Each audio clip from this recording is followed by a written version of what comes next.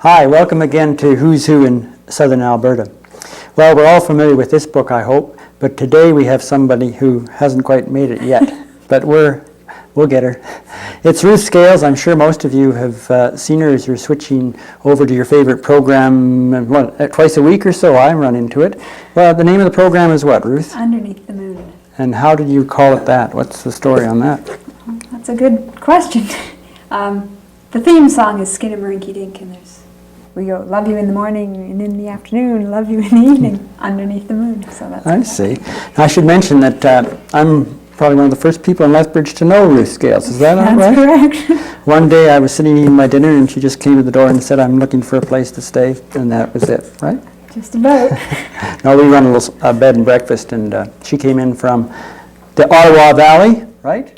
And looking for a place to stay for a few months, and so she moved in, and we were sure glad to have her. So Ruth, from there you went to the big time, and now we see you every week. I remember the first time you went on this cable here, you were a bit nervous. The interviewers, you don't look nervous now. Oh, thank you. You don't know what's going on inside. She's afraid of what I'm going to ask. That's correct. All right, Ruth, we have to start. The whole idea is to find out about people, and because they can't read it in the book, you're going to have to tell us about it. So how about giving us a little bit of background? Where you came from? Well, the first part of my life was Stratford, Ontario, and we moved as a family to Pembroke, which is the heart of the Ottawa Valley, the upper Ottawa Valley. And I did my university in Ottawa and my master's degree at Western in London, Ontario. This Ottawa Valley, there actually is a big valley there, is there? Well, there's the Ottawa River and all the towns and all the rivers that drain into the Ottawa River. And when you're going down the valley, do you feel like you're in a valley, or is it just road house? There's the Gatineau Hills on one side, and I don't know if there's hills on the other side, but the Gatineau Hills are quite famous, and the Laurentians are just farther down. Now, when you after you graduated from library school, and I'm going to ask this question, at one time you were into music, weren't you? That's right. Which explains why you have this lovely voice when you're doing your little routine. Thank you. What music were you into?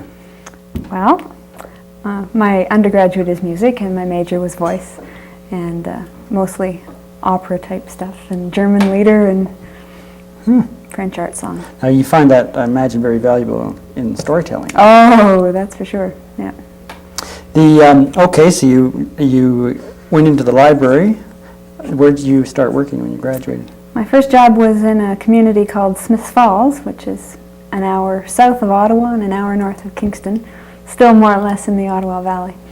Looking to go anywhere in the world, and ended up 50 miles from where I lived for 7 years and 100 miles where I lived for 11 years. So. And then you came out here. That's right. Now what drew you to I know you're glad to be here, right? Right. See, she had to say that. But what got you here? Well, 10 years ago next month I took my first train trip out here to Calgary and fell in love with the West, and ever since then I've been trying to find a way that I could move out here and make a living all at the same time. And when this job advertisement came up in the Felicitor, which is the newsletter for the Canadian Library Association, I saw it and I read it and I said, that's me.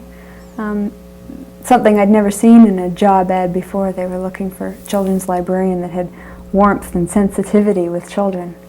And I thought, wow, this place really knows what they need for a children's librarian. And so you picked up the phone and you said, hey, I'm your man, that's right. I'm your woman. Well, send in a resume, and the rest is history. How many resumes went in, do you know? I have no idea. You don't know? No. But I'm just guessing there must have been a fair amount of competition. I mean, it's lovely. It must be considered a nice library, a nice spot. Oh yes, one of the best. So I would, and this was This was advertised all across Canada. Right. So I expect that they got a lot of things, and I imagine you had a lot of competition. And congratulations. Thank you. And of course, the other person, which we haven't had on yet, but you're coming, George. George, you're not your partner in crime. So to speak. At the library. was also with us at the same period of time. I might mention another story. You might be interested. We have a furnace this year. Oh, that's good. I was thinking about freezing in the dark last year at this time. It was in the middle of winter, and the furnace gave up after 50 years, and got a little bit chilly there for a while, right? That's right. It sure did. Okay, tell us about some storytelling now. You know, what's it all about? Oh, what's it all about?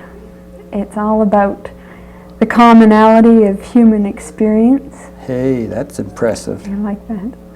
How do you get them? I mean, having taught school, maybe these are all props you have in front of you, but I know. Just ask the camera people, they're not props. I know it isn't like it is on some of these television shows, where they have the typical junior high school scene, and of course they're all talking out, but they're never talking out at the same time. One guy's giving his lines and the next fellow's giving his lines, and it isn't that way. In real life, they're all shouting at the same time if they're into that spirit. Now, when I look at your program, I see everybody rapt attention. What is it that you can do this? Well, I think a lot of it, as I say, I mean that's a big fancy word, or phrase, the commonality of human experience. But it's making the stories that I tell real. I know my characters, they're people that live with me. I'm not really crazy, but people may wonder after that statement. The plots are things that I could relate to, that I can relate to, that I remember relating to as a child. And the settings are things that I think that kids are part of their world. So, I don't know. Is that Where do you get your material from? most of it are folk tales. They're I try to use things that are in the public domain, that I'm not worrying about copyright. And they are the tried and true tales. I mean, there's ones that Grimm collected and ones that Perrault collected. Those are, obviously they've had some common thread. They're still alive centuries later. So there's got to be something there that's magic and that's real for the kids. So you're collecting this stuff all the time then, eh? Mm-hmm. Do you have a little file box, or do you just file them in your head, or how does it work? I have pieces of paper stashed all over the place. A lot of them stashed in my head. After a while, you get into a pattern. You know what ones really work and what ones... Yeah. So the choosing process gets easier and easier all the time. You have a better idea. The more you practice, the more you know what's going to work in a given situation with a given group of kids. Now, you're still going to fall flat in your face from time to time. And I have done that. But it's really exciting. Has there been a trend in the type of stories and how they're, like they used to, or they have been saying lately, that some of these old nursery rhymes were brutal and shouldn't be allowed or whatever? You must have heard this line. What is the situation now? Are people still back to their old originals, or have they cleaned them up and this type of thing? Well, there's still both schools. I mean, there's on the one hand where we think we should be protecting, and the other hand where we need to be realistic. Let's try my favorite, Humpty Dumpty. Okay. Humpty Dumpty, should that be changed? Because it is a bit... Well, I'm a purist, so no, I don't think it should be changed, if you want my personal opinion. And I don't think that a lot of that is understood by children. I mean, the real violent stuff. Their world is very violent. I mean, it's full of these intimidating, dominating adults, you know, who are always doing what appear to be horribly mean things to them. They may not be the things that happen to some of our nursery rhyme characters, but in the child's mind, they are really horrible things. Being sent to your room when you're 3 years old and want a chocolate sundae, that's pretty heavy stuff. You know, they relate to that kind of intimidation that is suffered by the characters in the nursery rhymes and stories. So you're saying that all this brutality, looking through the adult's eyes, isn't necessarily hurting the child. Right. It's in the adults. I mean, there's Well- some things that I'm not comfortable telling. I don't like telling Little Red Riding Hood, but that's more of a personal hang-up than a hang-up as far as the kids are concerned. You know, that's just not something I'm comfortable with. Tell us why. Because of the imagery. But I think it's the adult in me that is uncomfortable with it. Because I'm uncomfortable with it, I won't tell it. Trying to think of Drake's Tale. You know, he's really quite violent, the duck. He goes and demands his money back from the king, and he sends a horde of bees after the king, and in one version they sting the king to death, and you know. But those ones I'm not as uncomfortable with. There's just some things in the Little Red Riding Hood. And so I think that every parent has to go with what they're comfortable with. If they don't like Humpty Dumpty falling off the wall, they don't tell that to their child. It's a very personal thing, stories are. And I think you have to tell what you're comfortable with, and you have to give your child what you're comfortable giving. So. What about do you usually have the same people here every week? Well, the kids come from the Sunny South Daycare Center, which is Just quite down- handily located a couple of doors down. And so some of them are regulars, but there are some kids that are new every week. I see. And you run it once a week. Is this what you do? Correct. How did you run into this? Or did you just, hey, I need an audience, and twig, there they are next door? Or how did that happen? Thanks to Mark.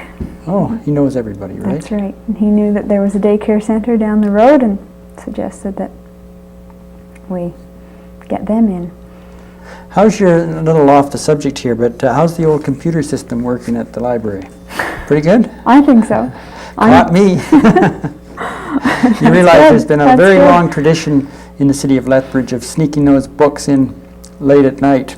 Eh? You probably know I think that. you still can sneak them in, can't you? Well, I thought they caught me on that. Oh, well, there you go. But it's what I really like is, and I probably shouldn't be saying this, but I like the fact you can get a printout of all the books that you've got, and just give your name, and it tells you when each book is due, and it's a lot easier to keep track of things when you have to scout all over the house for the lost Not book. everybody has to scout all over the house like you do. I've seen people go in there with box loads Yeah. of books, you know, and I've never done that. I'm too Scotch, you know. I couldn't stand more than $3 or $4 fine, but I imagine some of them are much more than that. Do they still have it so you don't, if you have a children's library card, you don't have to pay the fine? Is that still the way? Yeah, well, the fine is on the materials, not on the card. So the children's books, if they are late, there's no fine on them. But if a child takes out an adult book or a CD or a record, then they are fined if they come back late, or a young adult. So if I get all my books from the children's section, I wouldn't have to pay a fine? That's right. Hey, But I don't never- spread that around too much. We still like our books back on time. I see.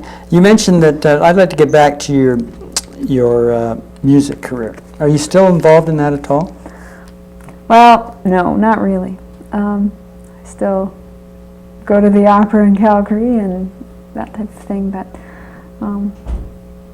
the storytelling has produced a wonderful outlet for me, a chance to keep on with the performing, and my musical focus has changed from all of this elitist sort of thing to kids' music. So I spend a lot more time learning kids' songs than. I see. And so your hobby, you might say, is your work? Would this be? Well, they overlap. It's nice when they can overlap, isn't it? Have you any idea what you'd like to be doing 10 years from now? I'm talking professionally, of course. Yeah. Well, I really don't know where I go from here. I'm really having the time of my life, and I love all the hats that I get to wear in this job. What are those hats? Well, I'm part of the administration team, so there are those responsibilities. Head of the children's department, making sure the department runs well, doing the programming, the story times, and Babes in the Library. What is Babes in the Library? That's our latest addition, and it's a program for babies up to 18 months and their mums or caregivers or dads. And it's about a half-an-hour program where we do things like head and shoulders, knees and toes, and 2 little eyes to look around, 2 little ears to hear a sound. We do songs, we bring out rhythm instruments, they take a look at board books, and then we end it off with a lullaby. And it's an opportunity for mums to become familiar with some nursery rhymes and some of the books and some of the services that we have to offer. And the kids, their faces are worth 1,000 words. It's really exciting to be doing that. What age limit okay, so you start at the very, very young. And what's the high end of the age that you deal with in your section? Our Super Saturday programs are geared usually to school-age kids, up to about 12. Our Ready, Set, Read program in the summer involves junior high kids, so we're looking, well, we've had people volunteer who were in their 20s and 30s to assist us with that, but the majority of those volunteers are up to about age 15 or 16. So we do our best. Well, how have children's libraries changed since I was a kid, a few years ago? Well, I wouldn't know what it was like when you were a kid, Bruce. We're talking pre-television, you know that. Cambrian. Thanks a lot. You must know, because you had to study the history of whatever. Yeah, well, the role of the child has changed a lot. I mean, you were probably around before the time of child labor laws. I'm sure. Now, if we go back to that point, I mean, children were part of the labor force. They weren't a special group. And more they've become a separate part of society, which in some ways is good, and in other ways it isn't. They lose their sense of belonging, I think, to a degree. On the other hand, never have we spent so much time enjoying those years, taking advantage of those creative years, working on that creativity. So I think children's libraries have moved forward with that. Certainly book publishing, picture books have just improved 100-fold in the last 20 years. Colors and type of paper, type of artwork that's in them has improved dramatically. So it's not the shh anymore, and it's a place for kids to come, be themselves, grow, create. Like library school used to have to take a special course in shh, right? I don't know. We didn't study that. They've cut that out now. Yeah, no, I don't like a screaming children's department, but I don't like a quiet one. There's probably still a stereotype of the librarian, though, eh? Oh, yes. Tell me about it. Well, when I went to library school, I fell victim to that notion of stereotypes, and I thought that it would be the worst year of my life, and that I wouldn't have any friends, that they were all going to be these really strange people.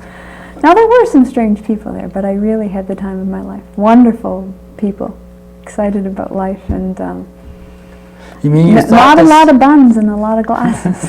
You mean you thought this before you even went, and you still went? Yeah. That doesn't make sense, you realize that. Well, sure it does. It means I really wanted to be a children's librarian. But you didn't want to be a stereotype. Right. I see. Right. There was something else I was going to ask you about that. Is the children's library expanding in proportion to the rest of the library, or is well, we hope. We're still waiting to see what the final drawings are, and we don't know. But there's talk of doubling our space, so that would be really nice. Wouldn't have to walk into books anymore and have a place for kids to sit. The influence of television. What do you say about that?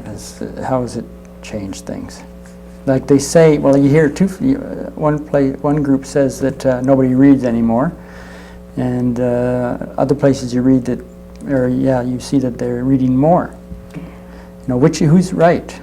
Well, I think to a degree maybe TV has influenced the decrease in reading, but also the baby booming parents that are now having their kids, and they're well educated and they want their kids to be reading. So I think we've sort of got two different schools and two different sets of statistics. One that's maybe for an older age group than the ones of the children of the baby boomers who are, I mean, I guess book consumption has never been so high as it is now, and they attribute it to the higher education of parents. I don't know, TV. They probably watch too much. Some of it's bad, some of it's good. It's certainly influenced some of the types of literature that's being put out. A lot more serial literature for children. There's a series of books that are choose your own adventure, where you get to just take these little snippets of things and build your own TV type story. So it certainly has influenced. The one good thing about it is that, for example, the Degrassi Junior High books, if a child is watching Degrassi Junior High on the TV, comes in and gets a book, maybe they're going to be reading. You know, maybe we wouldn't have this problem if we didn't have TV, but you know. So really, if the parent was poorly educated, you know, we're talking about one at the present time, then the chances are that their child would be watching more TV. If they were better educated, they would be one of these baby boomers that's trying to promote book reading, and so they would have them reading more books. So with this great logic I'm putting together is that you are splitting in your two factors again. You're having your people that are becoming better readers and poorer readers. I often think that even the computer, the people that are into computers and the people that are into video things, one is very passive and the other is very, I guess, creative. And anyway, this is a little philosophy. There seems to be both ends. You know, people are going to opposite ends.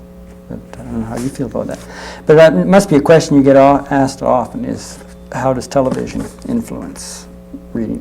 One thing I think of, you always hear about how difficult it is to entertain people now that they're used to switching channels. But when I see your class here, but of course we all know that they're just paper mache anyway. But I mean, they obviously are with you pretty well all the time. So have you noticed, I mean, you're so young, you wouldn't know, but have you noticed any difference that it's so harder to keep their attention? That's a good line.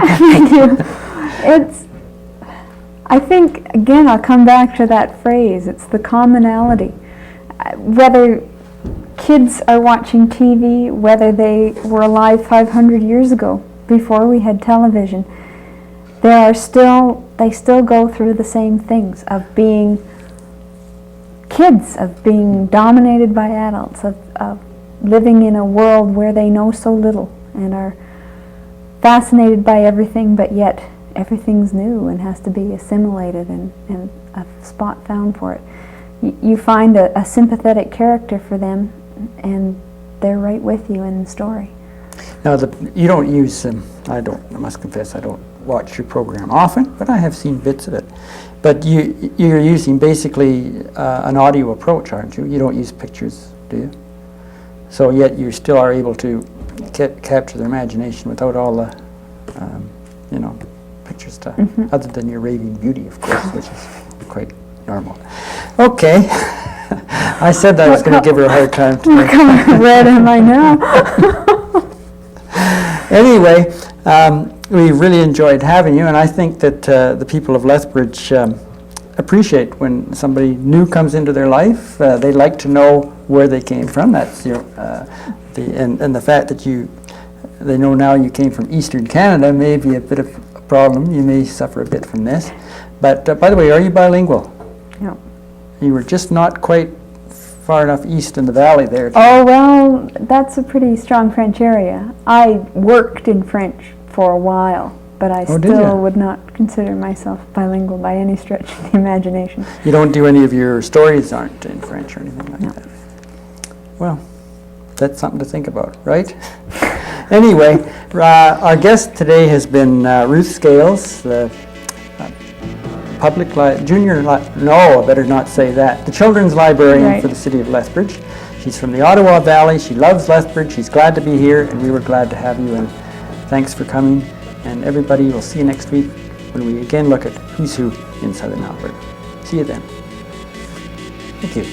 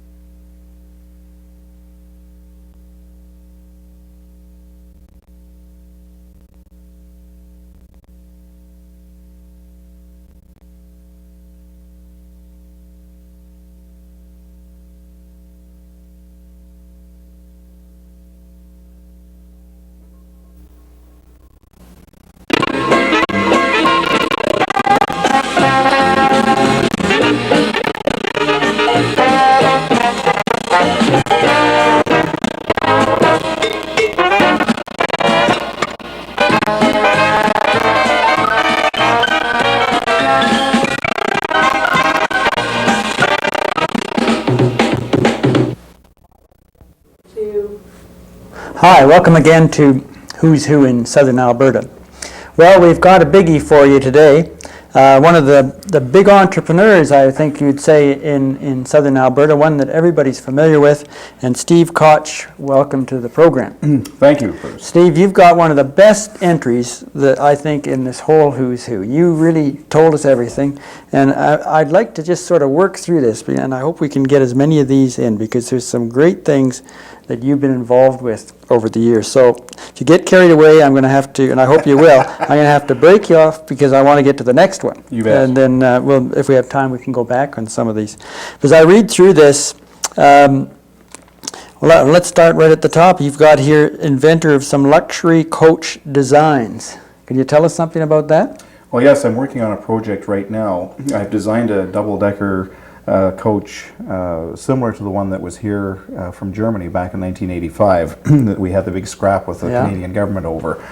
And Neil Plan of Germany were going to build these things right here in Lethbridge and employ about 3,000 people. But of course, with all of the bureaucratic red tape that we ran into, they got mad and they built their plant in Colorado instead, and now they employ about 3,000 people there. So I thought, well, there must be a way, this must be a sign. There must be a way to still pull this off. And I thought back to the days when I was 12 years old and I had drawn a double-decker coach, and everybody said, buses don't look like that. And I said, well, they should. So I redesigned it. Not redesigned it, I went back and searched my memory and drew it the way it was then, and it came out looking like an aerodynamic spaceship. I then approached the government in Washington, D.C. and said, how do I get a patent on the design? So they walked me through it, and they gave me a patent for it and a license to build it. And we're now negotiating with several states in the U.S., particularly the state of California. And we hope to find someone to provide the financing to build a prototype. And once we build a prototype, then we're going to go into mass production and start selling these things all over the world. And the nice thing about them is they're going to be using all North American components as opposed to the European components that are used on the current coaches that are in the North American market right now. So I'm really excited about that project. And anybody that's seen the pictures of that double-decker say, oh my God, that's what all buses should look like.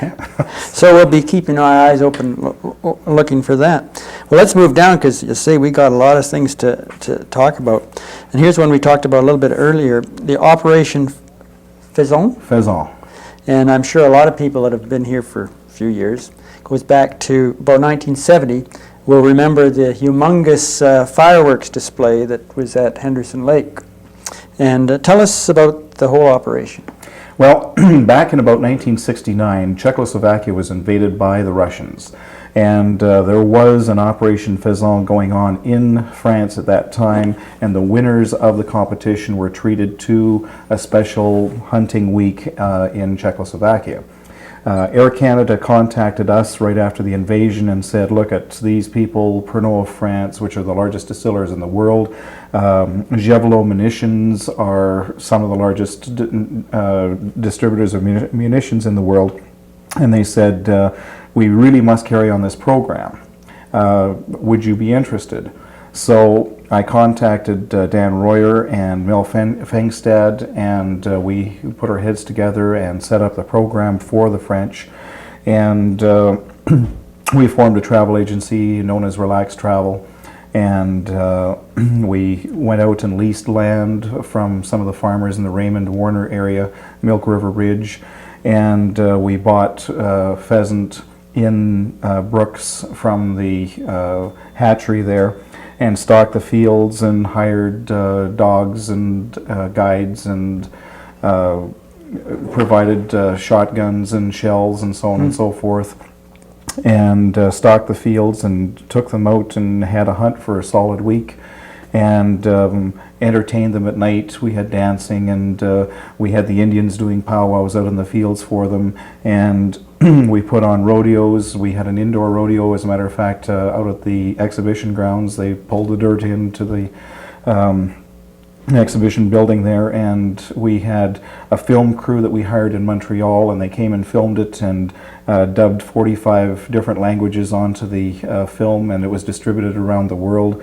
And we had all sorts of activities for them that were truly the country and western flavor. When we brought them into Lethbridge, we had about a half a dozen of our buses attacked by Sundown Hank and his cowboys, and we had a mock lynching at City Hall, and the city built what do you call those things where they hang guys back in the old West? The gallows, yeah. And the French were so impressed that they came back a second year, and that was unprecedented. They would never gone back to the same city 2 years in a row. And so to thank us for the effort and for the hospitality and everything else that was shown by the people of southern Alberta toward them, they put on this humongous fireworks display, larger than Bastille Days in France, and definitely larger than anything that had ever occurred before in Canada. It was even bigger than the fireworks that we had at Expo in '86. Because I was at Expo in '86 36 times. So it was really quite an impressive thing, and it was a lot of fun. It carried on for several years in Canada. After they had their 2 years here in southern Alberta, they went to Calgary for one disastrous year. The people around the Calgary area, the farmers and ranchers, went out just after we stocked the fields, and they took all their friends out into the field and shot all of our birds, loaded them into the back of half-ton trucks, and were escaping as we were coming in with all these busloads of French hunters. And they were saying, what's going on here? By the time our French hunters got into the fields, there was nothing left to shoot. So what happened? Well, they got mad and they never came back again. So they started going to Rimouski and Roberval, Quebec, and they carried on the program there for several years, and the program is now somewhere else in the world. I'm not sure where they're at. The last thing I heard is I thought they were going to Africa or something. Okay, let's move along because we got a few more things here. How about the initiator of the Great Canoe Race? That was one of the most fun times I've ever had. Bill Morgan, that started the A&W Drive-Ins here in Lethbridge, and myself and Bob Lang and Jim Elliott and Jack Ties and Bill Matheson all got together, and we started to train here in Lethbridge, and we set up a dare with the media in Medicine Hat. And we decided that at the end of June we were going to stage a great canoe race from Lethbridge to Medicine Hat on the Old Man River. And so we started training back in about April, and it was cold and wet and miserable during our training period. But the day that we went to leave on the Great Canoe Race, we had a torrential downpour that lasted for 3 or 4 days straight. And Jim Elliott went out and he got this motorboat for Bill and I, because we were going to be the judges of the race. It had a 12-horse motor, and it had a hole in the floor about that big. And the water was coming in so fast that I could scarcely keep it out with my pith helmet. Plus it was raining. And we were going down the river and the canoes were passing us. We had taken on so much water that we could scarcely, maintain a mile between ourselves and the last canoe. So we wouldn't have known who won the race no matter what.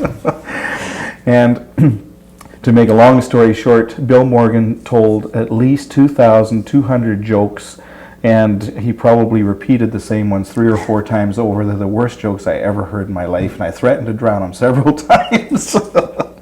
But we really had a great time, especially when one of the radio announcers from Medicine Hat put a mouse in Jim Elliott's sleeping bag, and Elliott thought it was a snake, and he started screaming in the morning, and he was running around in the mud outside with just his shorts on, and there's mud flying up his back and everywhere else. And I mean, you had to be there to really appreciate how comical this was. Another one that's of a similar vein, we have here the bathtub race on Henderson Lake. That was almost as disastrous. Is that about the same period of time? What year are we talking here? Oh, that would have been, God, that was in the, probably in the 70s. Yeah. And what happened there was, one day I was talking to Bob Lang, and I said, God, it's a boring summer. Why don't we do something exciting? And of course, he was the PM over at CJOC Radio, and he said, okay, what? And I said, well, we had a lot of fun on that canoe race. Why don't we do a bathtub race, out on Henderson Lake? So we put out a challenge to everybody in the city to build, bathtubs or anything that would float, and we would have a race on the lake. And so some of us went out and got these old, long, deep bathtubs, and we got barrels and welded them onto the sides of it, and then we put nose cones on the front of them to make them look like pontoons. And the only problem was those old iron bathtubs were so heavy that even with the large pontoons on them, and we didn't have a chance to test them. So the day of the great bathtub race, we're out at Henderson Lake. We launched these bathtubs, had a cork, I remember, stuffed into the hole of mine, and I was out in about 10 feet of water, and I'm desperately afraid of water. I can't swim. All of a sudden the cork popped out of the bathtub and it started going down, and I took my pith helmet off and I was scooping the water out, and Mike Cleaver was standing there with a TV camera filming this, and they showed it on TV News at night, and they were playing taps as my bathtub was going under. And finally somebody came along in a raft and grabbed me just before my head went under the water, and everybody's vehicle sunk. I think that's probably why they had to rebuild Henderson Lake, scoop it out, because it was loaded with bathtubs and airplane wings and everything you could imagine. And what was the Howard Hughes April Fool's promotion? One night, this would be about 10:30 at night on a Saturday evening, Bob Lang phoned me up and got me out of bed. I had been on a trip and I was tired. And he was down at the where the senior citizens are right now. That's where they used to have the rock concerts, if you remember, back in our days. Right. Well, anyway, he phoned me up and he says, Kotch, what are you doing? And I said, I'm sleeping. What normal people do at this hour of the night when you've been driving for several days and you're tired. He says, well, get your buns down here. And I said, where are you? And he says, I'm down at the Civic Center. And I said, for what? And he says, well, just come on down. I want to talk to you. So I got dressed and I went down to the Civic Center, and he says, what day is it tomorrow? And I said, I really don't know, and I really don't care. No, this was a Friday night, that's right. Well, Friday night coming on Saturday morning. And he said, it's April 1st. And I said, so what? Like, my brain just wasn't moving yet. He says, what's April 1st? And I says, April 1st, Saturday. He says, no, it's April Fool's Day. I said, oh, okay. So what? You got me out of bed to tell me that tomorrow is April Fool's Day? Thanks a lot. And I thought that's all he brought me down for, was to try and get me there by midnight and say this is an April Fool's joke. He says, no. he said, why don't we do something to really wake this town up tomorrow? And I said, like what? He says, I don't know. He says, let's put our heads together. So we were trying to think of anything that had happened recently that might be of interest, that might be believable, and so on and so forth, that we could really con the average listener into believing. And all of a sudden, I recalled seeing in the Lethbridge Herald an article by Ralph Thrall that somebody had been trying to buy his ranch. I said, guess what? I said, Howard Hughes. And I didn't have to say any more because Bob is the type of guy, his imagination runs wild like mine anyway. So he said, yeah. And I said, we'll have Howard Hughes come here to buy the McIntyre Ranch. Yeah. Well, to make a long story short, we spent the next couple of hours till about 2 o'clock in the morning piecing this whole thing together. I got on the blower and phoned Fred King Motors and got a hold of the sales manager there and said, do you have any big cars that look like limousines? And of course I did have some limousines in my fleet at that time as well. But I said, I need some cars that look like they're hauling bodyguards. Bob phoned Don Gordon from the Lethbridge, from the old Marquis Hotel. Don was the manager there at the time. He says, Don, how busy is the hotel right now? This is what we're planning. Don said, you've got it. He said, I think we have 3 rooms rented out for the whole weekend. So Bob said, would it be possible that we could have 3 floors to ourselves? And he says, you got them. So to make a long story short again, what we did is we assembled everybody. We went out to the airport with all of these vehicles in an entourage. There would probably be about a dozen vehicles in this parade going out. And we had security guards hired and everything else. Now, the only people on the inside of the story were Bob Lang, myself, Jack Ties, and Don Gordon from the hotel, and let's see, there was one other, Ralph Thrall, and that was about it. We kept it very, very quiet because we knew that to be successful, you had to keep the secret going. So we go out to the airport and we come back in, but before we started to come back in, I phoned the Lethbridge City Police Department and the RCMP and said, would it be possible to get a car to lead us into Lethbridge? We're bringing a VIP in from the airport, and this man would like a little extra security. And of course, I knew they'd have people laying around playing cards at that hour of the night, so sure, they gave us an escort into town to the Marquis Hotel. Here's Jack Ties dressed up like Howard Hughes. He's got the rain jacket on and the fedora and the whole bit and pulled around his face. And Don had phoned a brand new manager that he had on, this was his first week, and said, okay, there's a VIP coming in. He needs 3 floors of the Marquis Hotel. We give him the middle floor, which has just been fully refurbished, to the floor above and the floor below. And this kid was shaking. Because when we got to, I opened up the doors and the security guards ran in and they're checking the elevator and they're checking all the other doors and entrances. And this kid, I can still see him standing there shaking like a leaf. And Ties walked up and he signed HH and on the register and walked over to the elevator. The security guards all got into the elevator with him and they went up to the next floor. They went out to the fire escape and down into the cars waiting in the back alley. And took off. And by this time, the rumor mill started to work, even at that hour of the morning. We're talking about, this would be about 3:30 in the morning now. So we went home and grabbed about an hour and a half shut-eye. Jack and I met Jack Ties down at the corner of the Marquis Hotel. No, he picked me up at the house, drove down to the corner of the Marquis Hotel, and we parked right on 4th Avenue with a Seajock Cruiser. And we started to do cut-ins at 5:30 in the morning. And Jack said, Mr. Kotch, I understand that we have a VIP in town, and it's kind of rumored that it might be Howard Hughes. Is there any truth to the rumor? Because I understand you were in charge of the transportation and security and so on and so forth. And I said, Jack, I can't comment. All I can say is, yes, we did bring a VIP in. We had a police escort from the airport, and the people have reserved 3 floors of the Marquis Hotel, and yes, we have these security guards hired and so on and so forth, and nobody's allowed in the hotel. And oh my Lord, you wouldn't believe what happened next.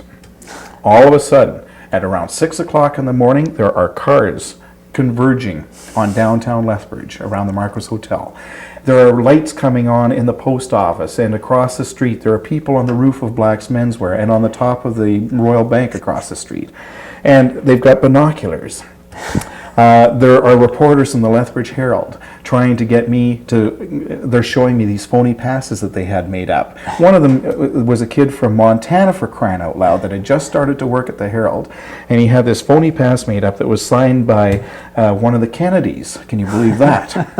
And he says, I have clearance and authorization and everything else to go and talk to Mr. Hughes. And then the other media caught on to it, and they were phoning and asking Ralph Thrall if in fact Howard Hughes had contacted him, and he says, well, I can't disclose who contacted me. All I can say is that yes, somebody has been negotiating to buy the ranch.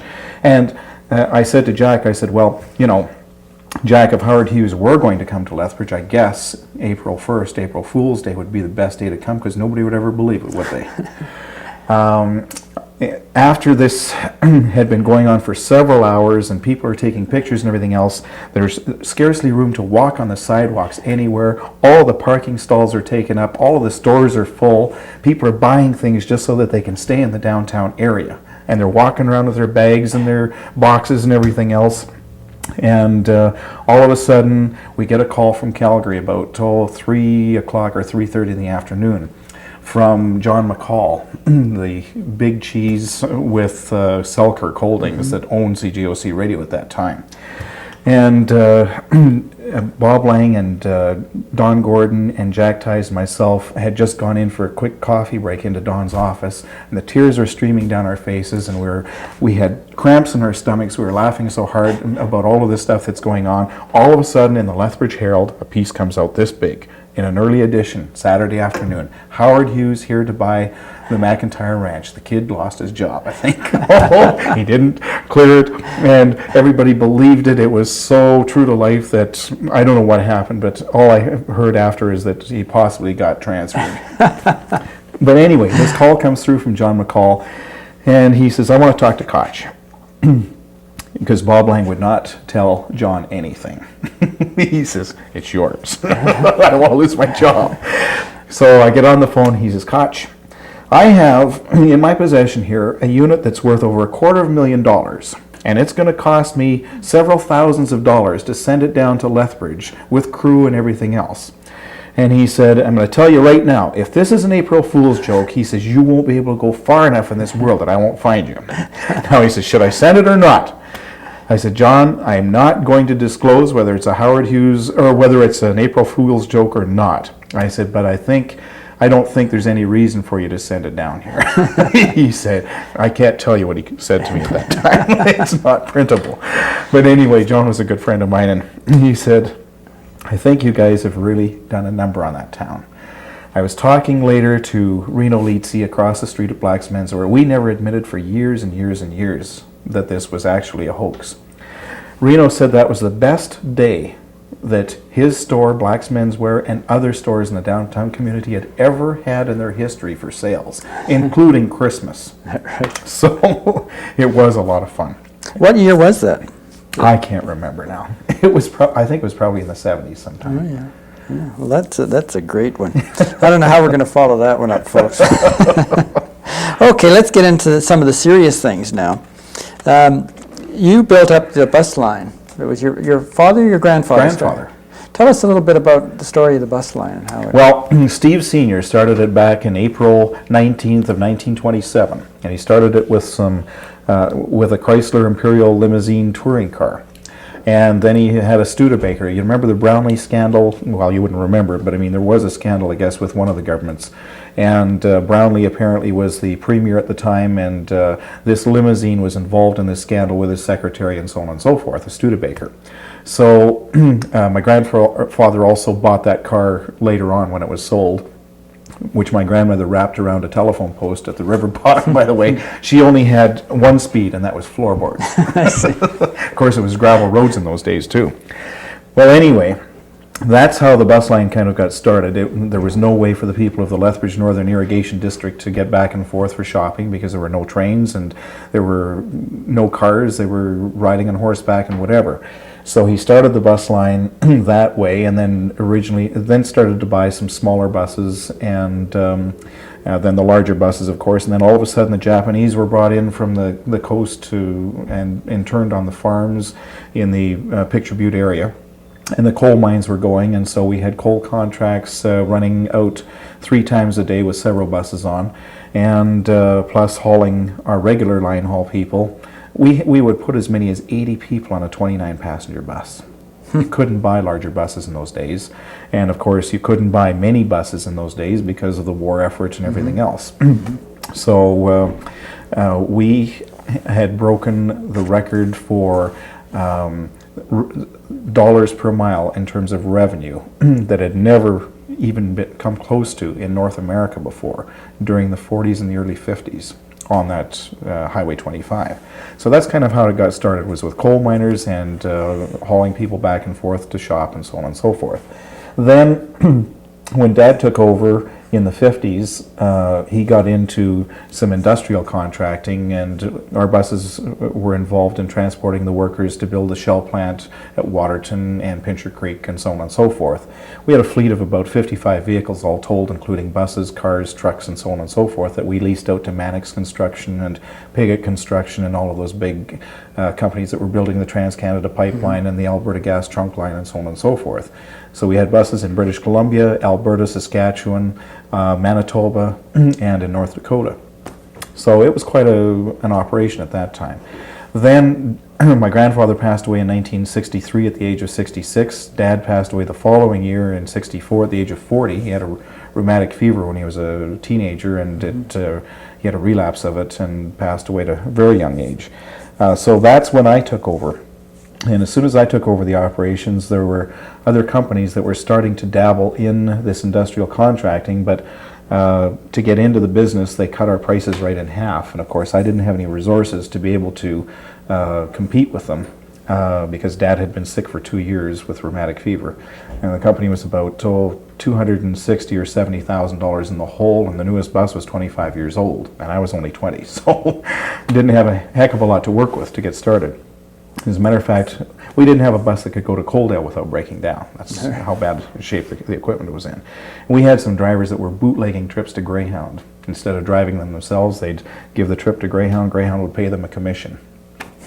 So, along with the corruption and everything else that we had to put up with, it was a real uphill battle. But I went around and talked to the creditors and said, look, give me 5 years. And if I'll try and pay you off in 5 years. If I can't, well, then we'll liquidate the assets and go from there. Everybody went along with us, with the exception of Canadian Oils. That was White Rose at that time. And we owed them $210. They were one of the smallest creditors we had. And they were taking us to court to shut us down this one day. And lo and behold, somebody came in and paid $210 for a charter that they had taken a couple of weeks before. I ran down to the courthouse in one of our buses because I had to go on another trip right away. Ran in and handed the clerk of the court or somebody this $210, and that got that monkey off our back. And then 5 years later to the day, we paid every single one of our accounts off and drove a brand spanking new bus home from Winnipeg that we had paid $55,200 for. Had it custom built by Motor Coach Industries in Winnipeg. And that was the first luxury coach that ever came into the city of Lethbridge. We put a bar on it, and we had tables and stereo and the whole ball of wax. And it was the first decent coach the company had ever had. It was air conditioned and restroom equipped and everything else. And then following that, in about 1973, I introduced the first of the real true sightseeing buses, the ones with the high windows that you see all over the place now. They were never used for intercity service before. They were invented by a fellow that owned Murray Hill Limousine in Montreal, and he used them for sightseeing in the city of Montreal, and it was his design. And I negotiated with Prevost for from 1969 right through until 1973 before they'd build me a coach for the highway. And after they did, we kept on the experiment and started adding new luxuries to them until they became a real good, efficient highway coach for long-distance traveling. We started to run them on 28-day Florida tours and 16-day California tours, and we had as many as 5 of those brand new coaches that we had custom built for us running back-to-back following each other down to the Rose Bowl Parade in Pasadena with families at Christmas. That was in 1976.